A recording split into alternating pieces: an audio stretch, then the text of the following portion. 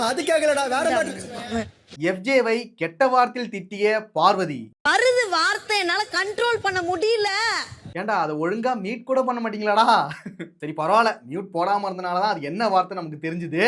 நான் அதுக்காகலடா வேற மாதிரி. எது? பார்வதியும் கமருதீன் மோட்டார் ரூமில் இல்ல அது மோட்டார் ரூம் கிடையாது, என்ன ரூம் இது? ஆக்டிவிட்டி ஏரியாவில் என்ன செய்தார்கள்? சொல்றதுக்கே கேவலமா இருக்குடா. சை பாரு கமருதீன். பிக் பாஸாலே தாங்க முடியல. பாரு கமருதீன். திவ்யாவை புள்ளி செய்யும் கமருதீன், சாரி மக்குருதீன். ஏய் கேவலமா என்னடி பண்ணாங்க? என்ன டி எதுக்கு நீ தான் பேசுற, கேவலம் என்ன பண்ண? இந்த வாரமாவது விஜய் சேதுபதி இதையெல்லாம் கேட்பாரா அப்படின்னு ஒரு சில விஷயங்கள் இருக்கு, அதையும் பார்த்துடலாம்.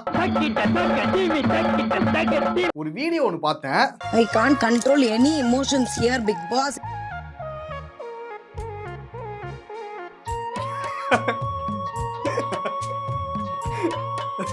Big boss. பாரு Kamarudeen. This is such a behavior. இந்த பேபின்னு சொல்ல சொல்ல கடுப்பாகுதுடா. மெயின்டைன் பண்ணு பேபி. பேபி வாயில் நல்லா வருது. ஃபர்ஸ்ட் அந்த மோட்டார் மேட்டர்னே வருது பாரு. டேய் யாரா அவன்? மோன அந்த மோட்டார் நம்ம சுத்த பத்தங்கடா. ஃபர்ஸ்ட் அந்த ஆக்டிவிட்டி ஏரியால பார்வதியும் கமருதீன் என்ன பண்ணாங்கன்னு பார்க்கலாம். வேற என்ன பண்ணாங்க? சிக்கையா மொக்கையா கிக்கியா முக்கியா கிளி கிளி பிலி பிலி பிலி பிலி கிளி கிளி பிலி பிலியா கிளி I felt ரொம்ப கண்ணுல கண்ணீர் முட்டிருச்சு. கண்ணுந்து தண்ணி தானே வரும், என்ன மூத்திரமா வரும். கோர்ட் டாஸ்க் வந்து ஆக்டிவிட்டி ஏரியால நடந்துச்சு. நேத்தியே ஒரு சலசலப்பு வந்தது. Yes correct madam. இவங்க ரெண்டு பேரும் மைக்க மறைச்சு பேசுனாங்களே, அந்த கேஸ் தான் ஓடிட்டு இருந்துச்சு. அந்த கேஸ் முடிஞ்ச பிறகு எல்லாரும் ஆக்டிவிட்டி ஏரியால இருந்து வெளில வந்துருவாங்க, ரெண்டு பேரை தவிர. கழட்டிருங்க. எல்லாரும் வெளியில போன பிறகு இவங்க ரெண்டு பேர் மட்டும் உள்ள போறாங்க. உள்ள வந்து ஏதோ ஒன்று நடக்குது, ஆனா அவங்க பேசுறாங்களா இல்ல என்ன பண்றாங்க நமக்கு தெரியல.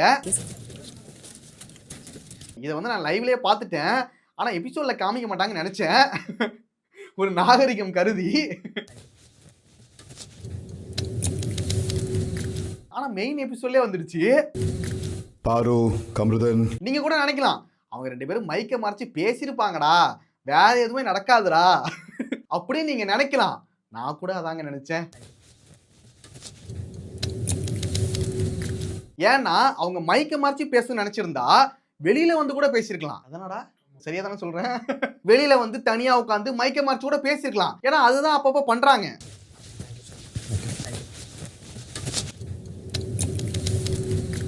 எதுக்காக உள்ள கூப்பிட்டு பேசுறாங்கிறது ஒரு பெரிய கேள்வியா தான் இருக்கு. பாரு கமருதீன்.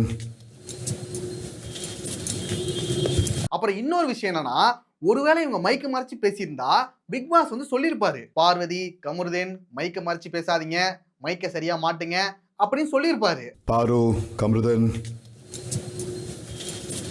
ஆனா இந்த இடத்துல என்ன சொன்னாருன்னா, அது என்ன சொல்றது பிக் பாஸுக்கே தெரியல. பாரு கமருதீன். ஏதோ சவுண்ட் கிடைச்சு பாத்தியா? பாடுறா, என்ன சவுண்ட் இது? தெரியல, எனக்கு தெரியல. நம்ம எதுவும் தெரியாம நம்ம எதுவும் சொல்லக்கூடாதுல. இந்த இடத்துல தான் எனக்கு டவுட் வந்து இன்னும் அதிகமா போனுச்சு. ஒருவேளை மைக்க மறைச்சு பேசியிருந்தா பார்வதி கமருதீன் மைக்க மறைச்சு பேசாங்கன்னு சொல்லியிருப்பாரு. ஆனா அப்படி சொல்லாம பாரு கமருதீன் அதோட முடிச்சிட்டாரு. ஏன்னா அவருக்கே என்ன சொல்றேன்னு தெரியல.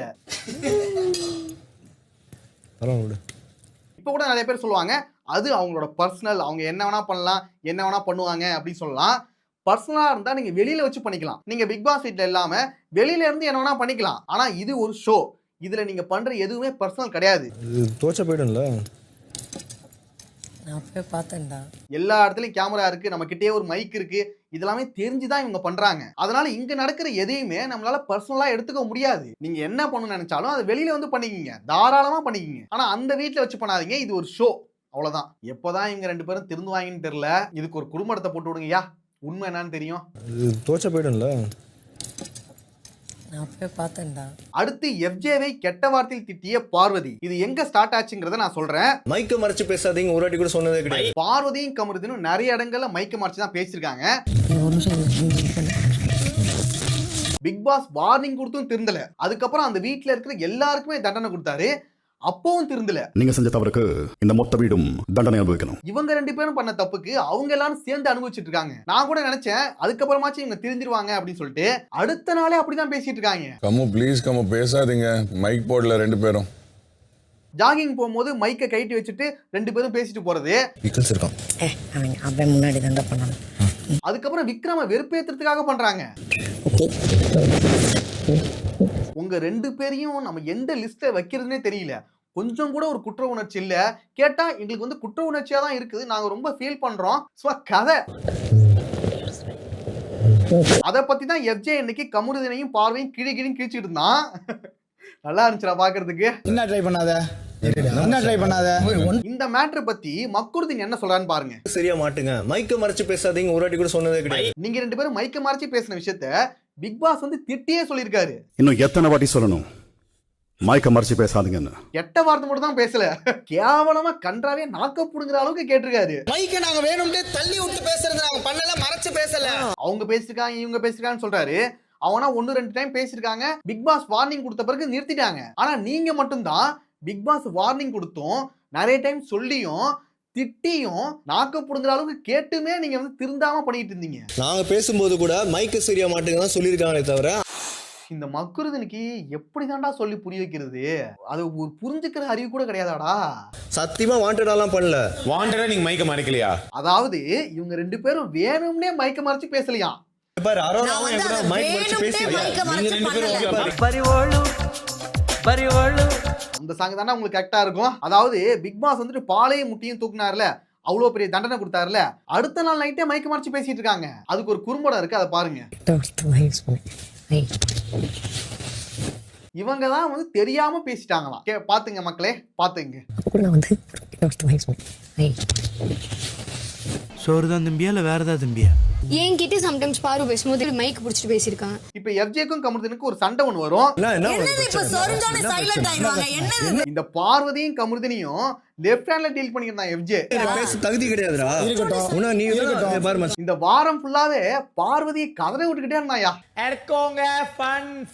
நான் பார்த்த வரைக்கும் பார்வதியை கதற விடுற ஒரே ஆள்னா அந்த வீட்லயே எஃப்ஜே மட்டும்தான். கொஞ்சம் பேச விடுறா, ஏன்டா இப்படி அட்டாக் பண்ற? என்னடாமா மத்த யாருமே பேசி சமாளிக்க முடியல. ஆனா எஃப்ஜேவை கண்டா மட்டும் பார்வதிக்கு பயம் வந்துருது. உங்களோட பொருளையே எடுத்து உங்களுக்கு கொடுக்கும் போது தான் உங்களுக்கு அதோட கசப்பு தெரியுது. எஃப்ஜே கிட்ட மட்டும் பார்வதியோட பருப்பு வேக மாட்டேங்குது.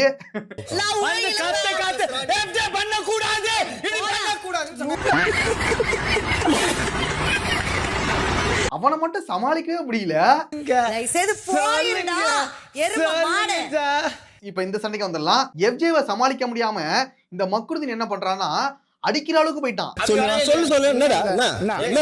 அதாவது ஏறிக்கிட்டு போறானா. உனக்கு வந்துட்டு பாயிண்டா பேச வரல, நீ பார்வதி கூட சேர்ந்துக்கிட்டு ஏதாவது ஜிங்சாங் அடிச்சுக்கிட்டு புள்ளி பண்றதுக்கு நீ லாய்க்கு, வேற எதுவும் உனக்கு வராது. ஒழுங்கா இந்த மக்குருதீன் வந்துட்டு மக்குத்தனமா பேசாம நீ வாயை மூடிட்டு இருந்தாலே நீ கடைசி வரைக்கும் வருவ.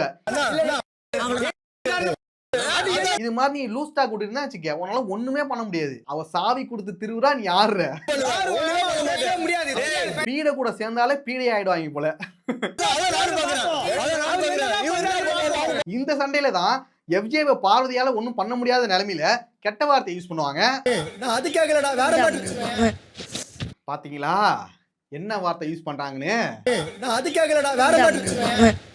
பூல ஆரம்பிச்சு மொவங்கிற ஒரு வார்த்தையை வந்து யூஸ் பண்றாங்க. Oh big boss, I cannot control my words big boss. வார்த்தையை கண்ட்ரோல் பண்ண முடியல, நீ கிளம்பிடு.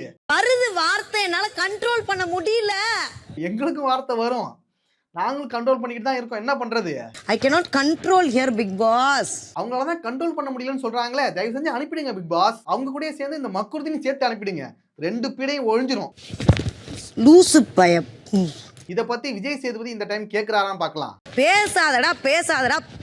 ஐயோ, இதே ரம்யா சொல்லியிருந்தா டோர் ஓபன் பண்ணிட்டு நீங்க கிளம்பிடுங்க அப்படி சொல்லிடுவாரு. ஆனா பார்வதிக்கு இதே மாதிரி சொல்றாராங்கிறத பார்க்கலாம்.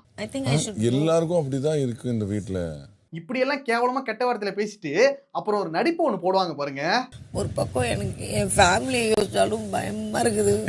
ஐயோ பயப்படுற ஆள் தான் இவங்க. என்ன நடிப்புடா இது. நான் இது வரைக்கும் பிக் பாஸ்ல இந்த மாதிரி நடிப்பை பார்த்தது இல்லடா.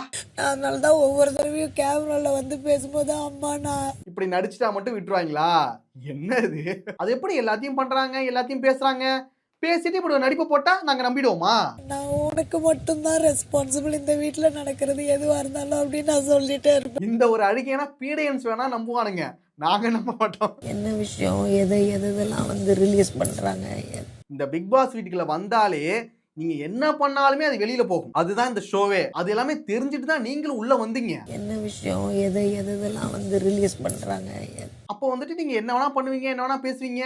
எது வெளியில போகும்னு எனக்கு தெரியாது, நான் வந்து தெரியாம பண்ணிட்டேன். என்னடா இது? தெரியல எந்த விஷயம் வெளியில போகும், எந்த விஷயம் இது பண்ணுவோம். இந்த மாதிரி நடிப்புனா பார்வதி கிட்ட மட்டும் தான் நீங்க பார்க்க முடியும். எல்லாம் என்ன நினைப்பாங்கன்னு எனக்கு தெரியல. என்ன நினைப்பாங்க? என்ன பண்ணிட்ட அப்படி? ஐயோ என்ன பண்ணிட்டேன்னு கேட்காதயா, சொல்ல முடியாது. நீ அப்படி என்ன நினைக்கிறதுக்கு என்ன பண்ணிட்ட? நீங்க என்ன பண்ணீங்களோ அதுதான் வெளியில பேசுவாங்க. நீங்க அதனால பயப்பட வேணாம். ஒரு லிமிட்ல ஒரு எந்த ஒரு இது ஒரு ஜென்யூனா தானே ஃபீல் பண்றேன். இல்ல நாங்க எதுவுமே தப்பு பண்ணல, எதுவுமே நாங்க தப்பா பேசல, நான் கரெக்டா தான் இருந்தேன், நான் லவ் பண்ணது கூட என்னோட இஷ்டம் தான், நான் எப்படி வேணாலும் இருப்பேன் அப்படி நீங்க அந்த ஸ்டாண்ட்ல இருந்தீங்கன்னா அந்த ஸ்டாண்ட்ல இருங்க. வெளியில எப்படி பேசுவாங்க அப்படி பேசுவாங்க அதை பத்தி நீங்க கவலைப்படவே வேணாம். ஏன்னா நீங்க கரெக்டா தானே இருக்கீங்க. I don't care. நான் மட்டுமல்ல, நீங்கள் ஒவ்வொருவரும் ஐ டோன்ட் கேர் என்று சொல்லி நகர வேண்டும். அடுத்து திவ்யாவை புள்ளி செய்யும் மக்குருதீன். ரொம்ப கேவலமா இருக்கு நீங்க பண்ணிட்டு இருக்குது. திவ்யாவை பொறுத்த வரைக்கும் கமருதீன் வந்துட்டு கேவலமா பேசுறான், கேவலமா நடந்துக்கிறான், இவன் ஒரு கேவலமான ஒரு ஆளு, இவனோட சகவாசமே வேணாண்டான்னு சொல்லிட்டு ஒதுங்கிதான் இருக்காங்க.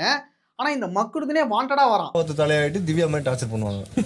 வாண்டடா திவ்யா பத்தி ஒன்னு பேசுறான். டார்ச்சர் பண்றவே நீங்க எப்படி சொல்லுவீங்க? அப்பதான் திவ்யா வந்துட்டு கமருதீன் கிட்ட வந்து பேசுறாங்க.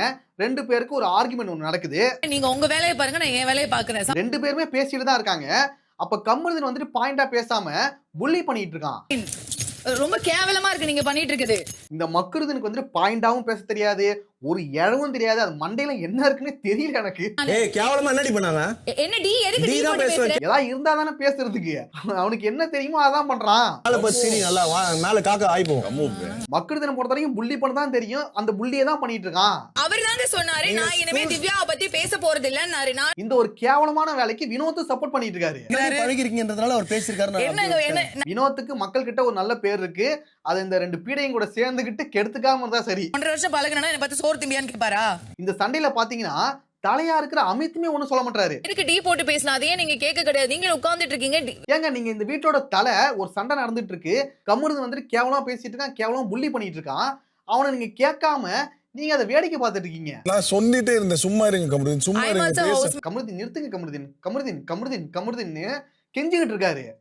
நீ தலையா? தலைனா தலை மாதிரி நடந்துக்கணும். இவங்க எல்லாரும் என்னோட ஸ்டூடண்ட்ஸா, they are also housemates தானே. தலையா இருந்துட்டு கெஞ்சிக்கிட்டு இருக்காரு, என்ன சொல்றேனே தெரியல. அது எப்படி ஒருத்தர் பேச முடியும் அந்த மாதிரி? அப்புறம் திவ்யா வந்துட்டு சீரியஸா பேசிட்டு இருக்கும்போது சிரிச்சு காமெடி பண்ணிட்டு இருக்காங்க. இந்த மாதிரி நக்கலா சிரிக்க மட்டும் தான் தெரியும், வேற ஒண்ணும் தெரியாது. இந்த மாதிரி கமருதீன் திவ்யாவை புள்ளி பண்ணும்போது ஒரு ஃப்ரெண்டா இருக்கிற வினோத் வந்துட்டு தடுத்து நிறுத்தவே மாட்டாரு. இவங்க ரெண்டு பேரும் நக்கல் பண்ணி சிரிச்சிட்டு போவாங்க. நீ பண்ணாரா அப்படின்னு சொல்லிட்டு வாயால சொல்றாரே தவிர அதை ஸ்ட்ராங்கா அவர் தடுத்து நிறுத்தவே மாட்டாரு. இந்த வாரம் முழுக்க இதே தான் வினோத் பண்ணிட்டு இருக்காரு, சிரிச்சு நக்கல் பண்ற. இது என்ன இது என்ன? இந்த வாரம் விஜய் சேதுபதி இதெல்லாத்தையும் கேட்பாருன்னு நான் நினைக்கிறேன். பார்க்கலாம். எப்படி இருக்குன்னா வீக்கெண்ட்ல என்ன திட்டுவாங்க அவ்வளவுதானே. ஃபர்ஸ்ட் ப்ரோமோ ஒன்று வரும், ஃபயரா. என்னடா பா இவ்வளோ ஃபோர்ஸா இருக்கு, இன்னைக்கு பயங்கரமா ஒரு சம்பவம் நடக்க போறான்னு சொல்லிட்டு நம்ம எதிர்பார்ப்போம். ஆனா எபிசோடு போனீங்கன்னா வச்சுங்க புஷ்னு போயிடும். உன்னால எப்படி இது ஒருத்தவங்களை பண்ண முடியுது? பீடையா இருக்கட்டும், மக்குடுதனா இருக்கட்டும், இந்த வாரத்துல நிறைய தப்பு பண்ணிருக்காங்க. மைக்க மறைச்சு பேசுறது, நிறைய வார்த்தைகளை விட்டது, நிறைய இடங்கள்ல தப்பா நடந்துகிட்டது, இதெல்லாமே பண்ணிருக்காங்க. இத வந்துட்டு விஜய் சேதுபதி இந்த வாரம் கேட்பாருன்னு நினைக்கிறேன். பார்க்கலாம். கமருதீன் ரொம்ப கேவலமா இருக்கு கமருதீன் நீ பண்றது. என்ன கமருதீன்? நாளைக்கு எபிசோட் பார்த்துட்டு அடுத்த வீடியோல வரேன். நன்றி, வணக்கம்.